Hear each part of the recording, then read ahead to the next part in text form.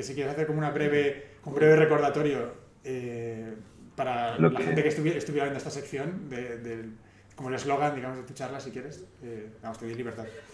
Vale, yo lo que he hecho principalmente es un recorrido muy divulgativo por lo que es la historia de la inteligencia artificial y centrándome principalmente en lo que hoy en día está dando mucho más que hablar, que son pues las redes neuronales artificiales o lo que ya se conoce como redes neuronales profundas, ¿no? El deep learning, ¿no?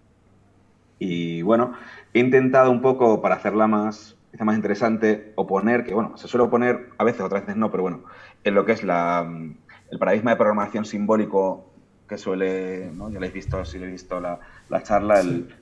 bueno, pues los pioneros, los primeros programadores no utilizaban esa programación simbólica, esa programación que luego, aunque hoy en día se dice que las redes neurales como que lo han superado, es un poco absurdo decir eso, porque realmente todos nuestros programas y todo lo que hacemos van programación simbólica normal. Si tú programas en Python, no estás programando normal con, en fin, como se ha hecho siempre, ¿no?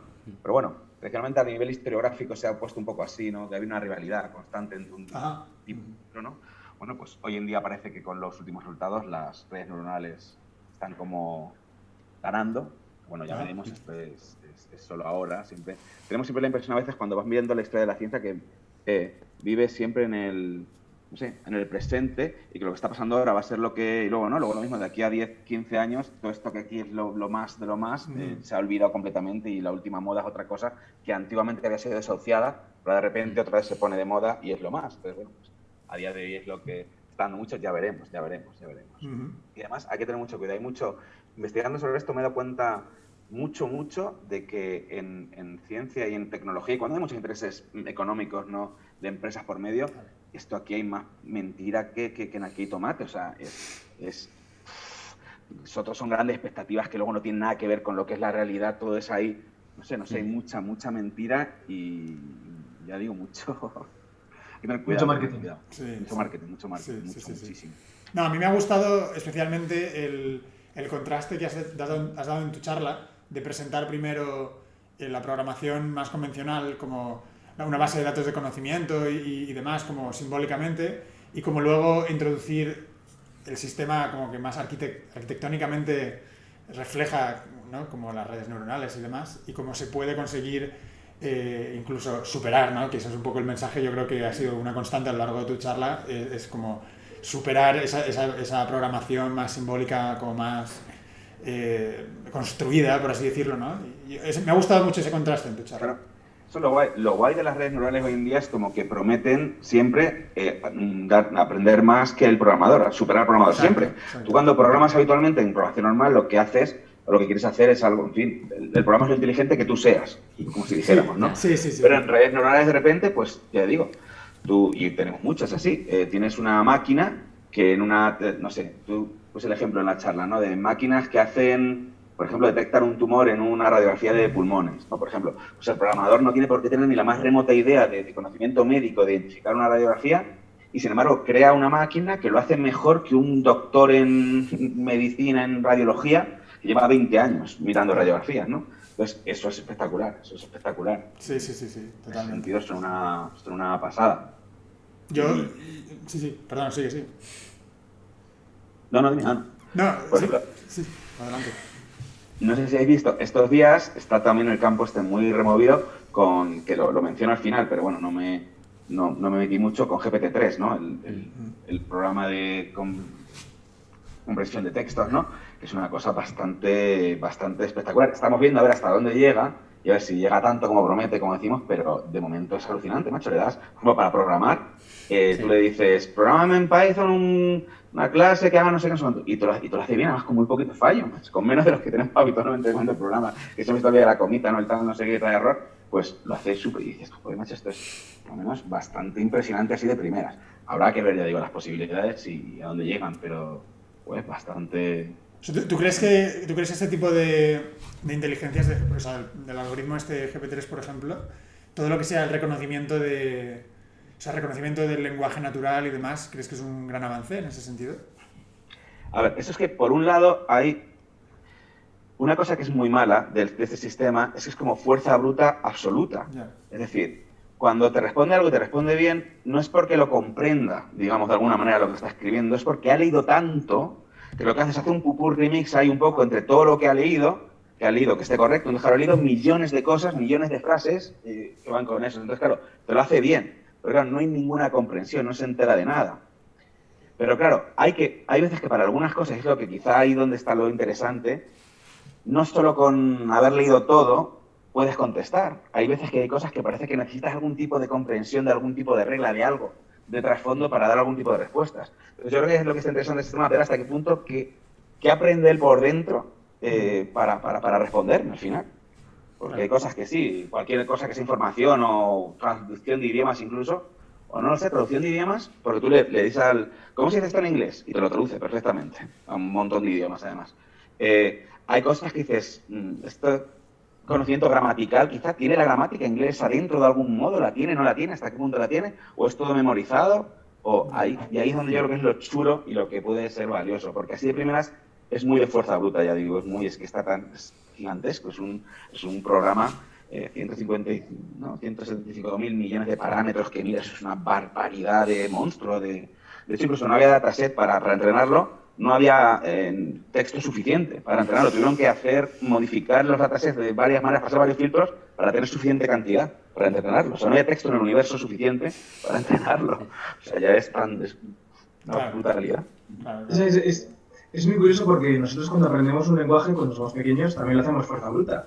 No pensamos en metalenguaje. O sea, en ese sentido es similar en algún sentido. Hombre, ahí hay también debate sobre cómo aprendemos el lenguaje en torno a si tenemos una gramática, no sé si habéis oído, bueno, seguramente Chomsky, ¿no? En la gramática generativa innata, hay debate todavía sobre si tenemos una... Porque, claro, un niño no recibe millones y millones y millones de conversaciones para aprender. Claro, un niño escucha a su madre, a su padre un poquito, ¿no? Lo que tiene ahí, y él de por sí saca mucha. Entonces, claro, no obstante, eso también hay debate porque decimos, bueno, quizá un niño cuando escucha no se puede procesar la frase de muchas maneras y realmente, aunque parece que cuando recibe solo una frase que escucha de su madre, solo es como un ítem de entrenamiento, a lo mejor son muchos, en el fondo, y en fin, bueno, esto es más complicado, ¿vale? Sí. Claro, el contexto, hay muchas cosas, también puede recibir información a muchos niveles que la máquina no lo hace. ¿Qué has dicho, Roberto, perdona? Que el niño tiene contexto. Sí, claro. Claro, por ejemplo. Claro. Otra intuición que me viene de porque el caso humano a lo mejor, o sea, lo de tener una gramática innata pueda ser razonable, o sea, parece ser desde el punto de vista evolutivo que los homínidos han tenido una comunicación hasta cierto punto verbal desde especies que antes de los sapiens, y parece ser que los sapiens se distinguieron especialmente por una capacidad más sofisticada en eso precisamente. Entonces, como que no sorprendería que después de lo que incluso genéticamente hemos separado especies, estuviera cableado ahí, ¿no? En nuestro genoma, por así decirlo, más estructural. Como que la capacidad de gramática seguramente se ha seleccionado muy fuertemente en los últimos 100.000 años de evolución, seguramente. Claro, pues. No me sorprendería a mí nada que se llegara a la conclusión que hay una cableado para la gramática así verbal, por así decirlo. Yo, por ejemplo, si tengo que decir, si ser especialista en eso Sí. en concreto, yo diría que también. Yo creo que, sí. además yo teniendo hijos y tal, lo sé, digo, Claro.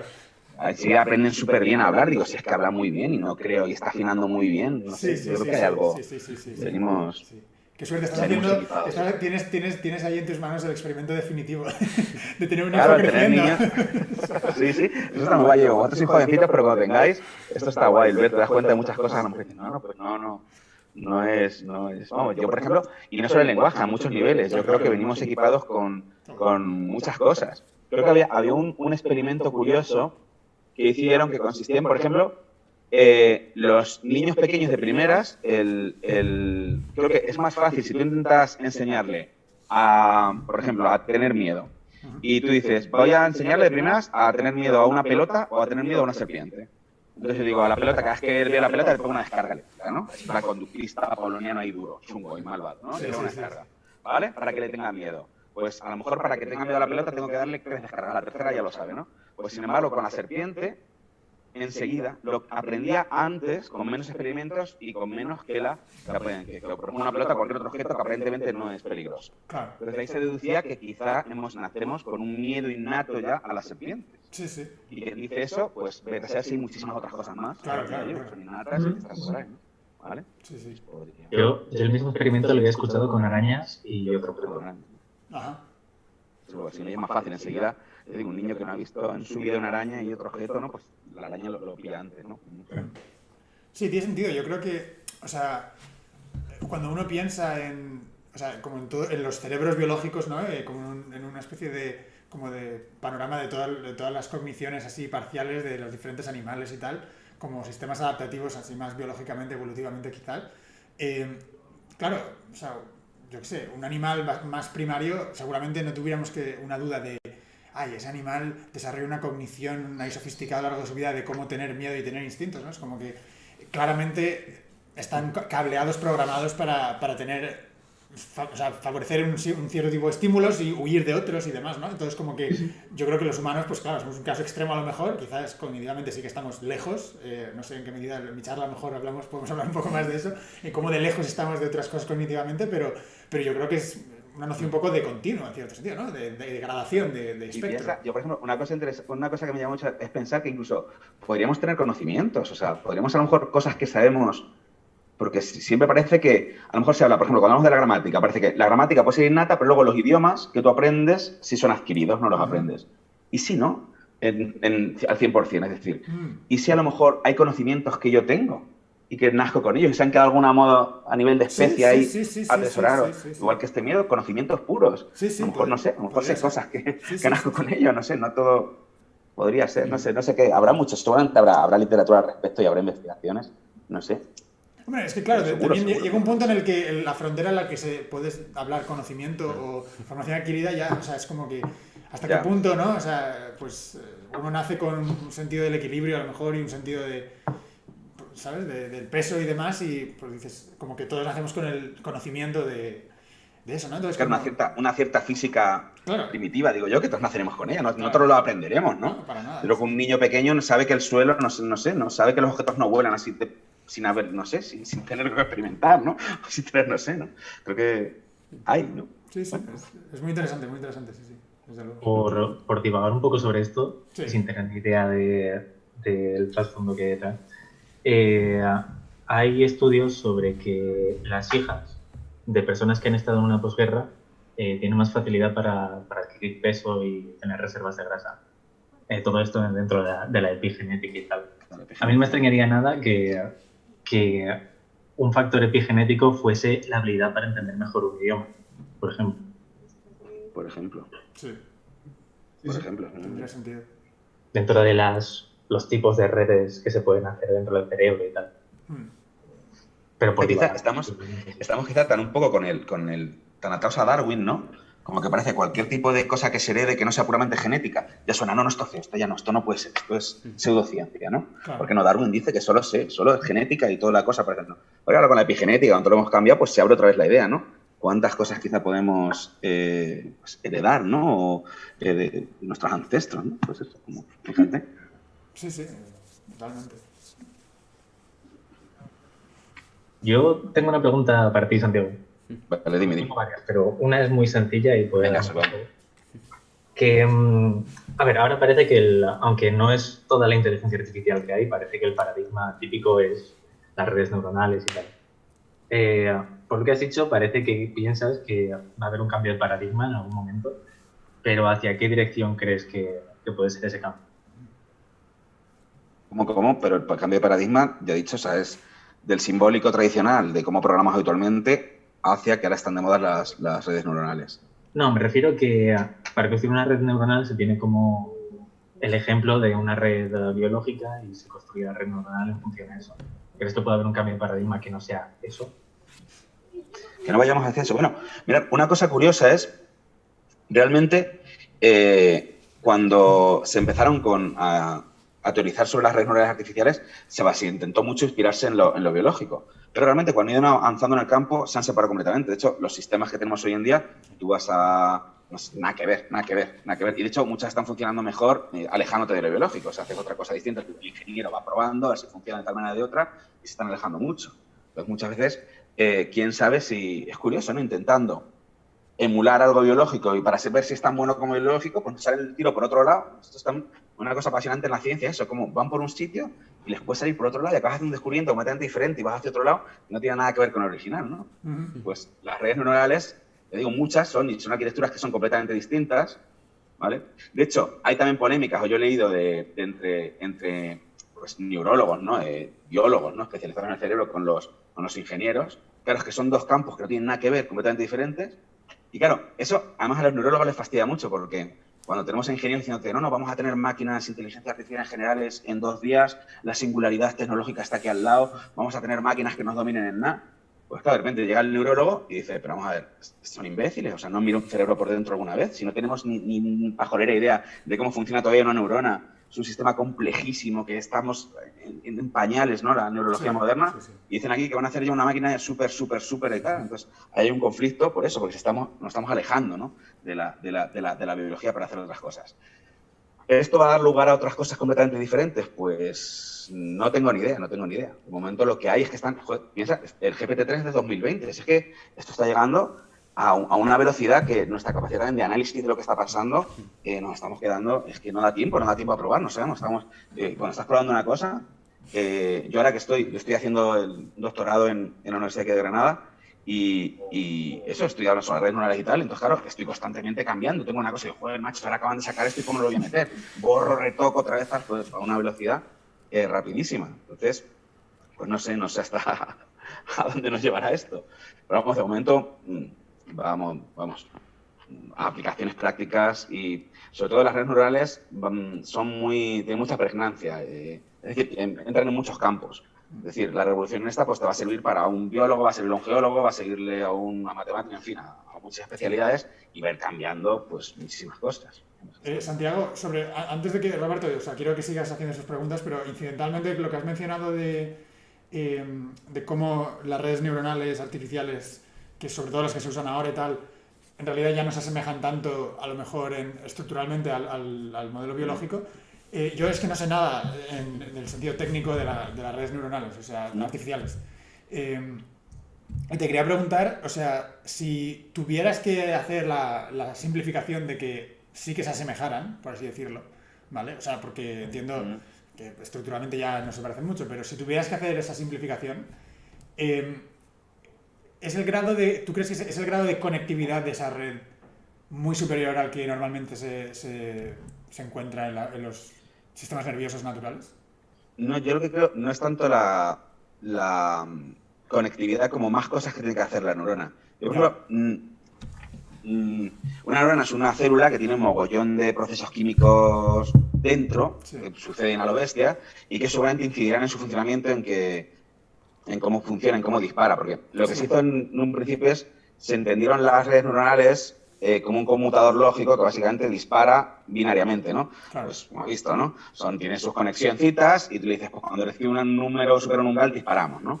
Pues claro, realmente es una simplificación atroz. Es decir, las neuronas, pues hoy en día, por ejemplo, incluso hay estudios que dicen que incluso no solo dispara electricidad por el axón, sino que incluso en las ramas dendríticas también hay respuestas químicas que inciden también en el funcionamiento de otra neurona, que por alrededor. Entonces, claro, es mucho más complejo a muchos niveles que eso. Más, yo soy de la idea de que solo así no podemos emular ciertos elementos de la mente. Por ejemplo, sí, quizá vamos a suponer que con redes, ¿no? Simplemente que están redadas y hacen cálculos matemáticos, ¿no? Pues podemos emular quizá grandes aspectos de nuestra inteligencia, la capacidad de lenguaje, la capacidad de matemática, de cálculos y tal. Pero elementos como emociones, sentimientos, conciencia, no es un resultado de una operación matemática, ¿no? ¿Cómo puedes tú emular eso con el modelo de neurona actual? No sé, un sentimiento. ¿Cómo puedes hacer tú solo con un ordenador? Vamos a poner, tenemos aquí un Python, el Python delante abierto y estamos programando. Solo con Python, sin hacer nada más, con la materia que tengo en mi ordenador, sus circuitos y tal, voy a implementar una emoción. Voy a hacer que la máquina le duela. Cuando yo pulse la letra A, va a hacer AI y ese AI va a ser que le duela de verdad. Esto yo creo que es imposible, no se puede hacer, imposible. ¿Por qué? Porque hay un funcionamiento molecular, químico, biológico, físico, que es el que crea ese sentimiento, y que eso no es solo conexiones y no es solo circuitería, ¿no? Hay complementos materiales, hay otras cosas más que eso. Entonces, eso hay que emularlo si queremos llegar a eso. Claro. ¿Vale? No, yo pensaba que a lo mejor, o sea, por tirar así un poco, estirar tu analogía, tu experimento mental de intentar hacer una consciencia y que le duela en un ordenador. O sea, yo tengo la intuición, y a lo mejor esto es totalmente abierto a debate, es una intuición al fin y al cabo, de que si ese ordenador es suficientemente grande y tiene suficiente memoria, a lo mejor incluso en el programa Python podría ser, o sea, sería factible hacer suficiente estructura como para emular el universo donde claro, o sea, emularla, pero en un sentido estructural, quizá como extraer digamos, los componentes estructurales suficientes. Eso sí, a nivel estructural tú lo puedes hacer, pero teniendo en cuenta que siempre será una copia. No será algo que le duela de verdad. Si tú haces y en la pateara ¡ay! Pero serán las letras que dirán ¡ay! Pero no, realmente no sentirá el dolor. Bueno, pero el sentimiento real. Claro, a eso voy, pero a eso voy. Para mí, ese es el punto para mí. O sea, yo estoy completamente de acuerdo contigo en decir, no, es que simplemente reducir una neurona como un nodo integrante así de señales y tal, pues puede que sea demasiado simplificado, y que a lo mejor hay unos factores químicos y tal, y como una complejidad muy grande, pero como que creo pensar que se podría como extraer una información muchísimo más discreta, muchísimo más simplificadora que la realidad bioquímica compleja de una célula, de todos los millones de neuronas, y a lo mejor eso sería, pienso yo, factible en una distancia finita de líneas de programación, por ejemplo, a lo mejor enorme, pero finita, de digamos, articular suficiente todo ese sistema para crear algo similar a lo que nosotros podemos decir. Pero no sé similar. Mira, por ejemplo, una crítica que hizo John Searle, un filósofo, dijo: tú puedes hacer ahora mismo programar la estructura, digamos, molecular, vamos a suponer átomo a átomo, molécula a molécula, de una vaca. Y haces una vaca ahí y tú haces todo su funcionamiento, las fibras nerviosas, cómo se mueven tal, con un modelo físico ahí perfecto de cómo lo hacen. Y decía Searle, luego puedes coger y ordeñar a la vaca y tomarte un vaso de leche. ¿No? Claro, pero tendrías ahí una réplica que se comportaría como la leche y tal y cual, pero no sería leche. No, pero quiero decir, algo así. Pero lo que nos estamos preguntando no es si yo puedo beberme la leche de la vaca, sino la vaca si puede saber que la están ordeñando, ¿no? Esa es la cosa. Ah, bueno.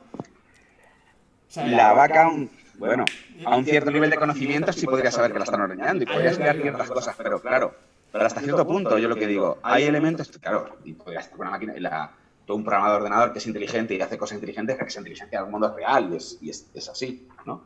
Pero yo me refiero a ciertos elementos, ciertas partes de la mente, ciertos apartados que ya digo que tienen que ser mucho más, o yo pienso mucho más, algo diferente a mero resultado de un cálculo o mero interconexión. Vale. Yo diría que no quiero acaparar más y yo relego a mi charla para hablar después de mi charla de esto, porque es más el tema de eso y yo creo que podemos volver más a los temas que estábamos hablando antes y que Roberto siga sus preguntas y Alberto siga o sea que yo también una manera de hacer publicidad, o sea, como aquí podemos hablar de esto allí, ¿sabes? Lo que queráis. Carlos, respondiendo un poco a tu pregunta sobre si hay alguna diferencia de estructura entre las redes neuronales biológicas y las artificiales, sí. Por lo visto, la homología, que es una forma de medir agujeros, más o menos, o las dimensiones de los agujeros que hay, la homología de las redes neuronales biológicas suele ser del orden de H6, como de 6 dimensiones o algo así, si no me equivoco. En cualquier caso, la cuestión es que hay cierta homología que está muy presente en las redes neuronales biológicas y que, bueno, tú en una red neuronal artificial puedes hacer lo que quieras en principio. Entonces, eso. Sí, pero ¿y entonces la homología de las redes artificiales típicas que están haciendo actividades que entendemos como humanas, ¿tienes algún dato? No tengo ni idea. Claro, es que ese es el problema, que yo creo que no, que como estructuralmente como que no se prestan tanto a decir va a tener una homología bien definida, o promedia bien definida, ¿sabes? Por eso le preguntaba a Santiago, porque yo no sé en realidad cómo funciona. Me digo, yo las que he visto claro. son muy matemáticas. Son, por ejemplo, sí. Habitualmente en las arquitecturas, por ejemplo, una cosa que es típica y que es muy diferente es se conectan todos los nodos con todos los nodos. Eso por ejemplo, muy típico, haces así, ¿no? El soma celular, digamos, pues todo se conecta todo perfectamente. No, en las neuronas normales hay un desorden, ¿no? De las conexiones, más constantemente incluso se rompen constantemente y en tiempo real, ¿no? Conexiones se van eliminando y se van ampliando. Eso no pasa, ¿no?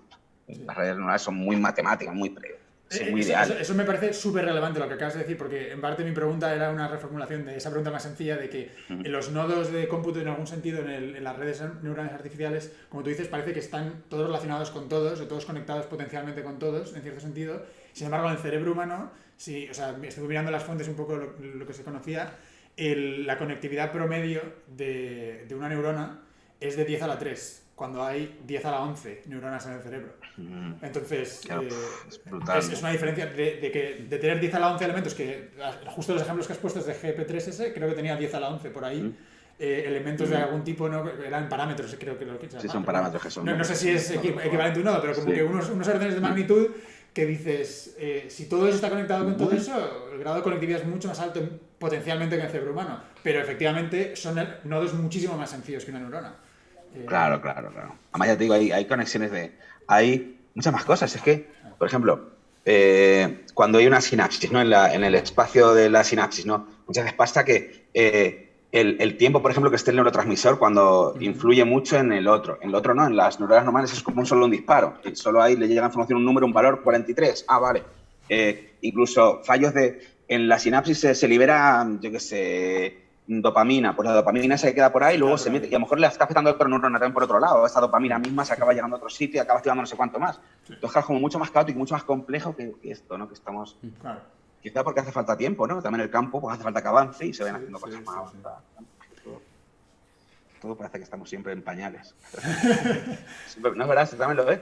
Parece, en cada campo siempre da la impresión de que al final dices, estamos en pañales, esto acaba de empezar.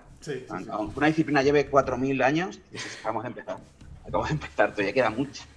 Yo cuando me da coraje, he oído gente, me acuerdo hace un tiempo de una charla de un biólogo que, bueno, estaba hablando del origen de la vida, ¿no? De ciertas moleculares y tal, de los primeros replicadores y tal. Y decía, bueno, con esto ya, pues prácticamente el problema de la vida está resuelto. Digo, pero yo diciendo, pero es subnormal, imbécil. Le tiró un zapato al tío, pero ¿qué dices, tío? Es una mierda. ¿De cuándo es esta charla? ¿De cuándo es esta charla? Hostia, pues no me acuerdo, no sé, la vi por internet hace tiempo. No hace tiempo nada, a lo mejor hace poco, pero una más antigua. No, pero sí, tendrá a lo mejor 5 o 6 años, como muy tarde. ¿Por qué? No, me interesa mucho el problema del origen de la vida. O sea, claro, y digo, ¿pero qué me estás contando? O sea, seguro, a lo mejor hay indicios, hay pistas o hay tal sobre algo, o una hipótesis muy buena, ¿no? Que tiene cierta corroboración, pero macho, decir que ya está, ya no hay más que hacer, ya está. Biólogos cierren ya las universidades, ya se ha acabado esto. De verdad. Roberto, no sé si querías... Bueno, más cositas. Sí, lo que pasa es que no quiero acaparar y no sé si al creo que es lo principal de esta conversación. Ahora tu programa. Bueno, de todas formas, yo suelto la pregunta y ya está. Y luego os quejáis. Tengo entendido de la gente que se dedica a esto que no hay mucha teoría matemática construida sobre las redes neuronales. Es decir, por ejemplo, en el problema del viajante, pues sí que tienes muchos teoremas de el error puede ser tal, esto optimiza no sé qué, muchos algoritmos heurísticos que funcionan muy bien, pero eso, no parece que haya así mucha teoría matemática construida sobre las redes neuronales. No sé si tienes algún comentario de esto, porque yo tampoco. Sí, mira, de hecho, ¿sabéis? Un gran problema que hay hoy en día para poner estos sistemas en marcha es que, claro, tú haces el programa, haces la red neuronal, haces que aprenda y tal, y funciona muy bien, pero tú realmente luego no sabes bien cómo ha aprendido lo que ha aprendido. Entonces tú luego la pones a prueba y funciona muy bien. Pero luego de repente ves que un día probándola tiene un error garrafal. Pero claro, tú no podrías haber predicho ese error garrafal con lo que sabes, porque realmente hay poco conocimiento. Y claro, eso tiene muchas consecuencias luego a todos los niveles, porque pensar, por ejemplo, los coches autónomos van con redes neuronales. Entonces tú pruebas un coche autónomo en muchos terrenos, con lluvia, con nieve, con tal, y realmente funciona. Ah, dices, muy bien, pues venga, pues ya está, lo vendo y a trabajar. Pero ahora resulta que el modelo matemático estaba usando tal, pues para cuando, yo qué sé, cuando sale arcoiris, pues falla estrepitosamente. Pero claro, si tuvieras realmente un buen modelo matemático, un buen conocimiento matemático del funcionamiento interno de la red neuronal, pues podrías predecir todo eso, pero como no lo tienen, es como las redes neuronales, con tanto que está hablando y tanto que uno pensaría, son en general bastante chapuceras. Están hechas muy a modo, como digo yo, ingenieril, de prueba, a ver qué pasa, prueba, a ver, pues funciona, ya está, si cambia, ha fallado, pues cámbiale los parámetros un poco, cámbiale esto, bájale esto, súbele lo otro, así van. Y dices, joder, en Google ahí, con los superingenieros, ahí que estarán los mejores cerebros del mundo ahí trabajando, y lo hacen mucho así. Y es por eso, hay cierto desconocimiento todavía, hay cierto desconocimiento de cómo funcionan, de cómo se adquiere ese conocimiento, sobre todo, ¿no? Y Roberto, por matizar tu pregunta, cuando dices conocimiento matemático, ¿te refieres más a tener una teoría matemática sobre las redes neuronales o sobre lo que piensan las redes neuronales? No, una teoría matemática de teoremas de tal tipo de configuración de red neuronal es buena para optimizar cierto característica matemática o ese tipo de cosas. Muy poco. Ya. Bueno, hay bastante investigación ¿no? O sea, sistemas complejos y teoría de redes y tal, como hay bastante... O sea, parece que hay mucho trabajo en esa dirección, lo que pasa es que es, claro, tremendamente complejo, o sea, vaga redundancia. O sea, ya digan, es muy nuevo todo, hay que pasar años, tiene que pasar años, tiene que gente dedicarse a esto y haciendo y descubriendo cosas y tal. Y claro, todo se está precipitando, también está avanzando mucho más la tecnología en sí misma que eso, que toda la investigación a veces teórica que tiene que ir emparejada. Llega un ingeniero rápidamente, lo descubre, hostia, funciona, vamos a ponerlo, vamos a llevarlo ya rápidamente a la máquina, es de verdad. Pero espérate, claro, entonces hace falta que eso se madure y que pues eso, se vayan teorizando matemáticamente sobre todo eso. No hay muy pocas cosas, sí. Vamos, por lo menos lo que yo he visto, todavía falta. Otra cosa que está en pañales. Bueno, no. Sigue, perdón, sigue. Vale. Otro comentario que te quería hacer, y además es el último, en la misma línea, es que, y esto es lo que yo he escuchado, así que me corriges y tal, que, por ejemplo, para redes neuronales en reconocimiento de letras manuscritas, por ejemplo, no está muy claro qué es lo que hace cada capa, cada paso, qué es lo que reconoce de las letras escritas o los números escritos. Y da la sensación de que es un poco un arte más que una ciencia, que es lo que estabas comentando. No sé si tienes algún comentario sobre esto de qué es lo que hace cada capa.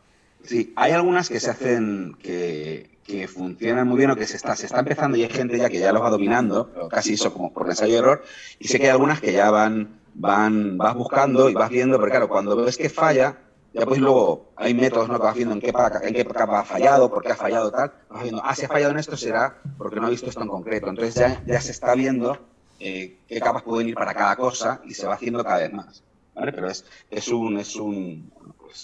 ahora sí, es el gran campo ya que hay que empezar a solucionar, porque todavía hay mucho.